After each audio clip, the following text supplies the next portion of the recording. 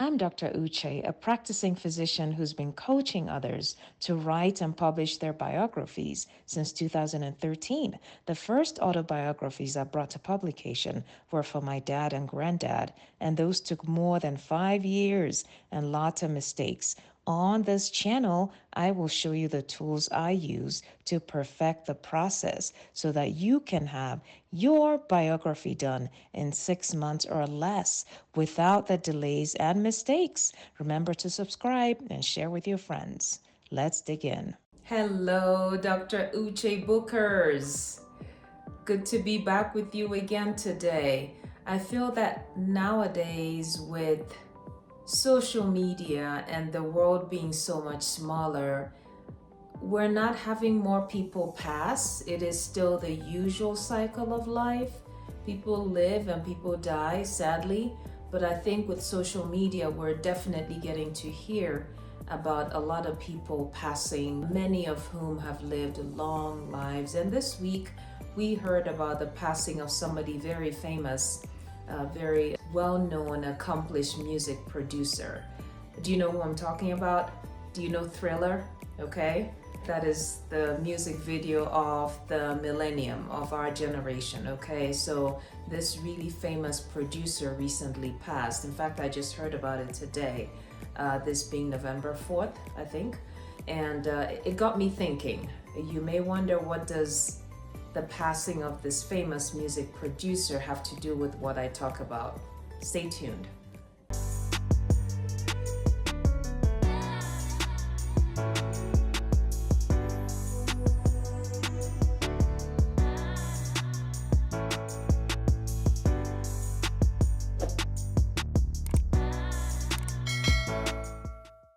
So, of course, sadly, I'm talking about Quincy Jones, who is somebody a lot of us have gotten to know. He's been all over the music world. We know that he was the producer or the main producer of the very world famous album Thriller by Michael Jackson, which I was surprised to learn is almost as old as I am.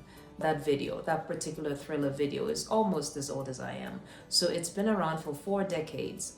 And this amazing, talented man, Quincy Jones, worked with Michael Jackson and a host of others to produce this groundbreaking video like never seen before. But why am I talking about this? Well, he reached a ripe old age of 90 something, I think 91 or 92.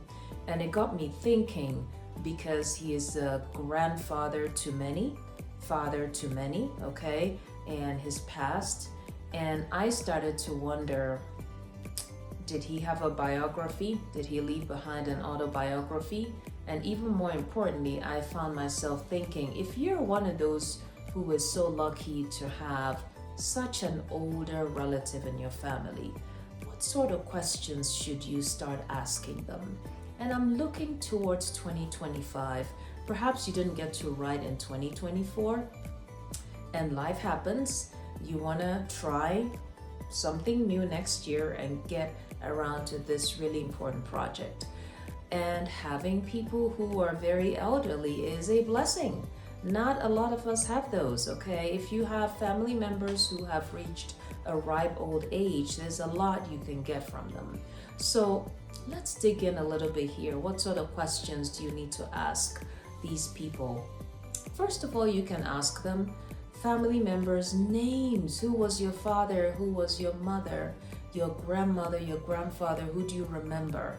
Give me some names, because these names get easily forgotten. I just realized that I have names for parents on my, ancestors on my father's side, going back 8 generations, but I am realizing I don't have names for the women. It's a lot of men. And yes, men are important, but women are equally important. And I'm very saddened to think that I don't have names of the women. I'm really struggling to get that information. So ask these elderly relatives for names.